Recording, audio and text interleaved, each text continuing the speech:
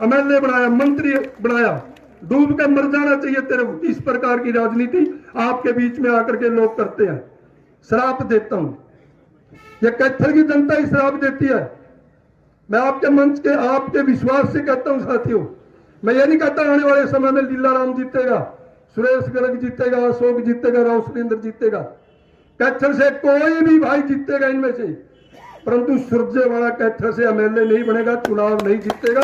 श्राप तो हम देते हैं तेरे को भाई, ये कैथल की जनता ने तेरे को नकार दिया, इसका इनाम आपने यही दिया है हमारे को।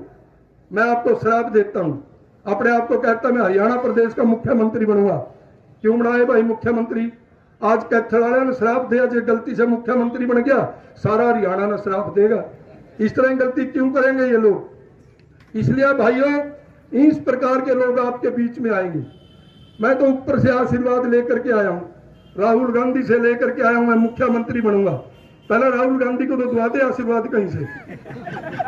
राहुल गांधी के बारे में ये मीडिया वाले भाई अपने से भी ज्यादा जानते, आती बाती अपने को बताते नहीं, शर्माते। उसको तो आशीर्वाद दिलवा दे, कहां से दिलवाएगा?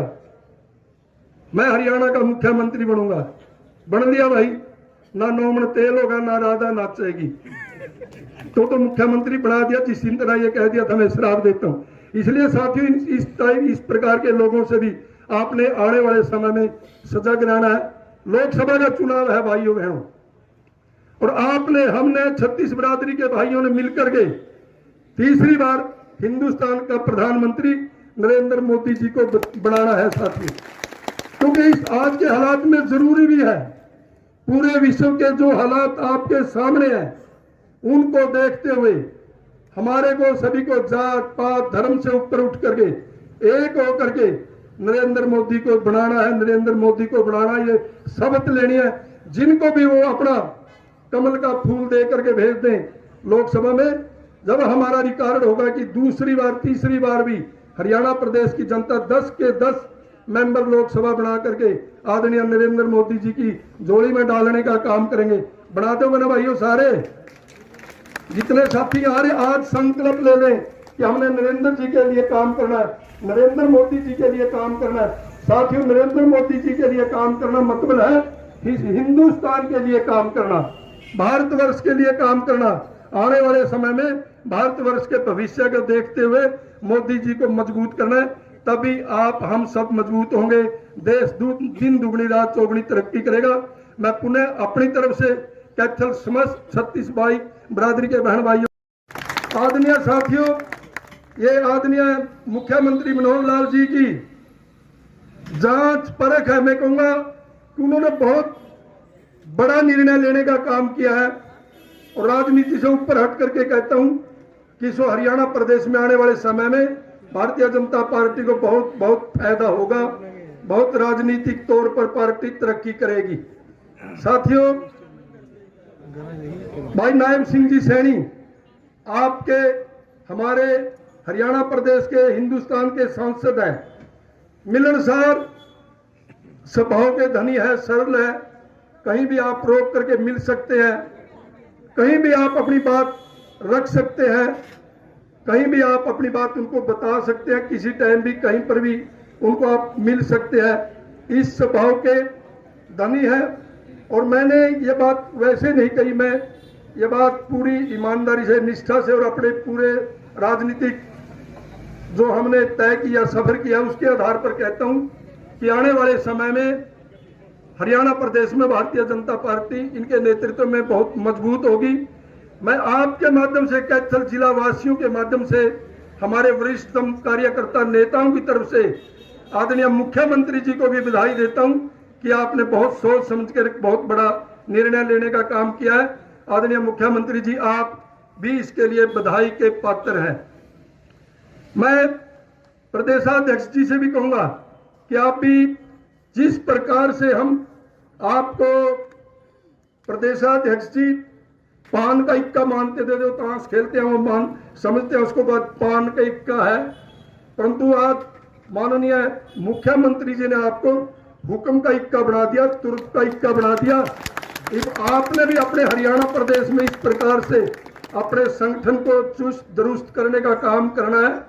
चाहे वो मंडल स्तर से लेकर के प्रदेश स्तर की बात है, ताकि पार्टी गति पकड़े, संगठन में मजबूती आए और तीसरी बार हरियाणा प्रदेश में सरकार बने। इसमें कोई अतिशयोक्ति नहीं है। आज हिंदुस्तान के अंदर आदरणीय नरेंद्र भाई मोदी जी के नेतृत्व में जन जन कहता है कि तीसरी बार भी मोदी जी हिंदुस्तान के प्रधानमंत्री बनने जा रहे हैं, और इसमें कोई अतिशयोक्ति भी नहीं साथियों। आपका सबका राजनीतिक लंबा सफर है। हिंदुस्तान की राजनीति को आपने नजदीक से देखा है, किस प्रकार की पार्टियों का राज रहा, किस प्रकार से हिंदुस्तान में काम हुए। माननीय अध्यक्ष जी, हमें भी बाहर जाने का मौका मिल गया था। तब हम जब Germany, Canada, France, Italy, America गए, मैं ईमानदारी से कहता हूं, ये बात मैंने पहले भी कही थी, तब हम सपना लेते थे कि हमारे देश में भी कभी इस प्रकार की सड़कें होंगी। आज हिंदुस्तान में साथियों आप 3-3 हजार, 4-4 हजार किलोमीटर, 5,000 किलोमीटर के सफर कर सकते हैं। आपको इस प्रकार की सड़क मिलेंगी, इस प्रकार के नेशनल हाईवे मिलेंगे। आज पूरे विश्व में जर्मनी और फ्रांस, इटली, अमेरिका, कनाडा भी उनके आगे फेल है। ये आदरणीय नरेंद्र भाई मोदी जी की देन है। साथियों, कांग्रेस के साथी से विधानसभा का सेशन था, अध्यक्ष जी, कांग्रेस के साथी से आपस में बात हो गई। मैंने मोदी जी की बात रखी, कहने लगा क्या किया मोदी ने।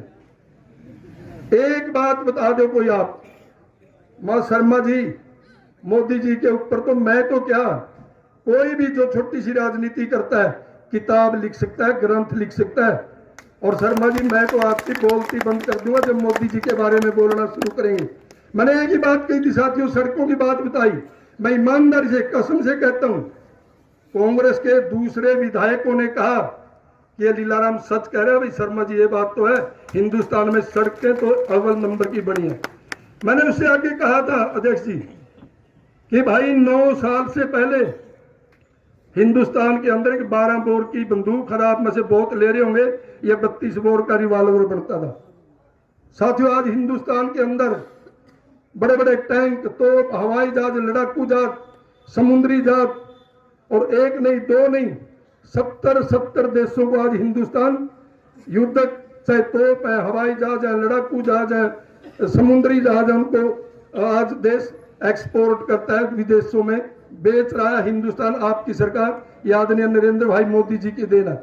मेरा कहने का मतलब यह है कि पूरे विश्व के अंदर आपके नेता प्रधानमंत्री नरेंद्र मोदी जी ने लोहा मनवाने का काम किया। साथियों, आपने सबने टीवी पर देखा होगा, यूक्रेन और रशिया का युद्ध चला हुआ था।